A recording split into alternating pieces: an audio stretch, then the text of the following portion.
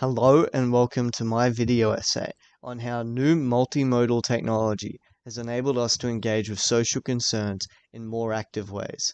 As we enter a time never seen before in human history, with new technology arising almost daily, we see how this new technology is shaping the world we live in, which then shapes the forms of media we see.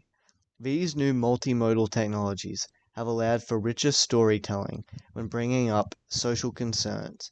In this video essay, we will look over the film Nightcrawler, made in 2014, and the SBS Cronulla Riots documentary, Cronulla Riots, The Day That Shocked the Nation, made in 2013, and how these texts use techniques to enhance their stories.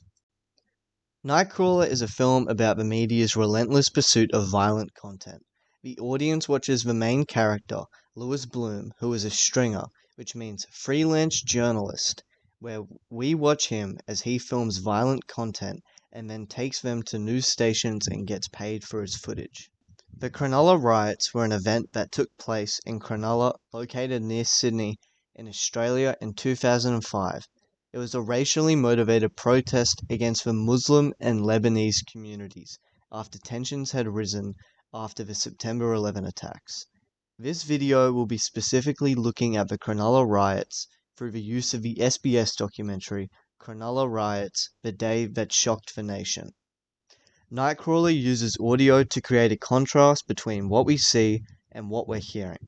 In the clip about to be shown, we see Lewis Bloom talk to Rick, his partner, as he dies. You saw him. I can't jeopardize my company's success to retain an untrustworthy employee. You're crazy. You're crazy. You took my bargaining power, Rick. You used it against me. You would have done it again. Just admit it. I don't know. I don't know. I know. I know.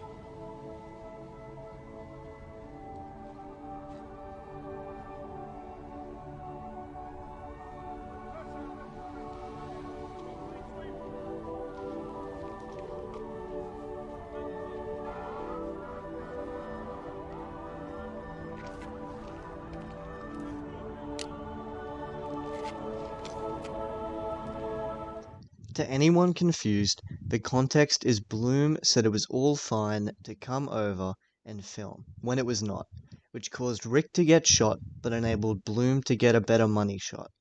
As we watch this play out, the soundtrack starts to swell up and play a very melodic tone as we watch the scene. Rick then dies, the music then reaches its climax as Bloom goes to take Rick's camera away from his body. The music is used to create a paradox as we visually see Bloom get away with murder, but the soundtrack sounds uplifting and somewhat soothing, which makes the audience feel conflicted on what they should feel. Moving on to the SBS documentary, it allows for a more independent approach compared to Nightcrawler. The SBS documentary uses an array of tools such as hyperlinks and images. These are used to engage the audience and let them explore at their own pace. The documentary, due to its website-like formatting, allows for individuals to look at certain areas, such as media or police, during the riots. Both Nightcrawler and the SBS documentary utilize visual imagery, both in different ways.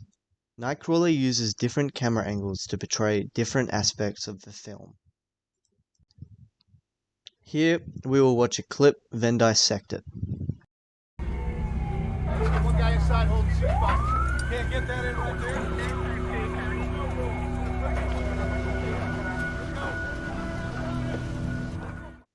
In that clip just shown, 3 different camera angles were used. Number 1 was a long shot that utilized vector lines to bring our attention to Lewis. The second shot was a close-up bringing us to Lou's face with his attention on the camera. The third shot was a POV shot of Lewis as he records the accident, where we see the accident through the camera.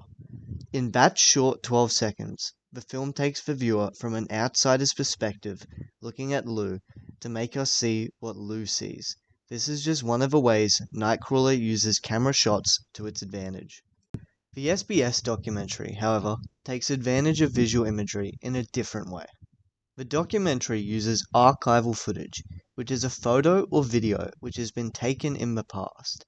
In this first image, we see a man laying down on the ground close to the camera, then see a line of cops walking someplace out of the camera's line of view while a camera crew records them.